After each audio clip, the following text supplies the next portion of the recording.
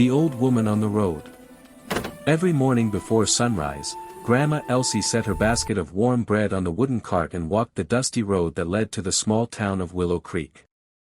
Her hands were cracked from years of kneading dough, her back bent from carrying her family's hopes.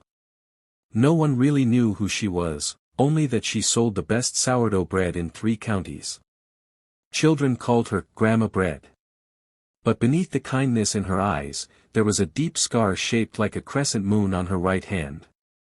She always covered it with a cloth, never letting anyone ask about it. Until one autumn morning, a black truck stopped by her cart, and a stranger stepped out. The stranger in the black truck. The man was tall, maybe in his 30s, with eyes too tired for his age. He introduced himself simply, "Name's Jack. I'm just passing through." He bought a loaf of bread, then paused, his gaze catching the faint mark on her hand as she wrapped his purchase. "That mark," he said slowly. "Where did you get it?" For the first time in years, Grandma froze. Her fingers trembled. "No one's asked me that since 1978, she whispered. Jack's breath caught. 1978.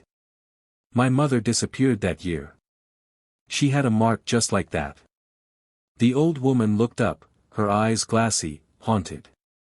"Son," she said, voice breaking, "I think you're standing in front of the wrong baker." The secret behind the mark. Jack followed Grandma back to her small shack behind the orchard. On the wall hung a faded photograph, a young woman with bright eyes, holding a baby in her arms. The same crescent-shaped scar glowed faintly in the picture. "She wasn't your mother," Elsie said quietly. "She was my sister." Jack's voice cracked.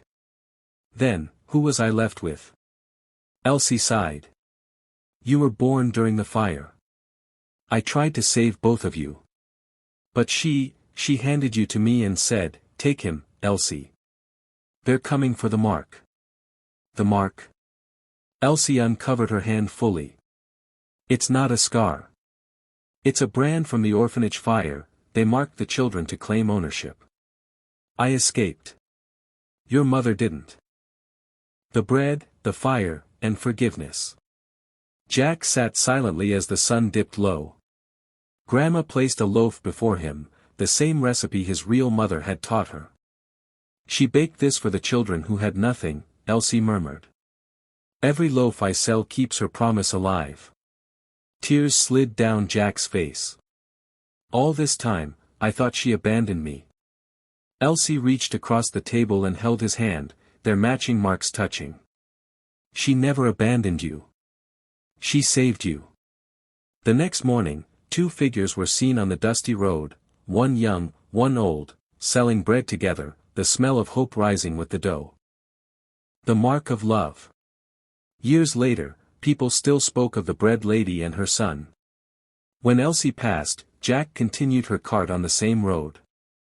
He baked using her recipe, kneading every loaf with love and grief and forgiveness. And sometimes, when children asked about the strange mark on his hand, he'd smile softly and say, "It's a reminder of the woman who burned, but never broke." Because some scars aren't curses, they're the proof that love survived the fire.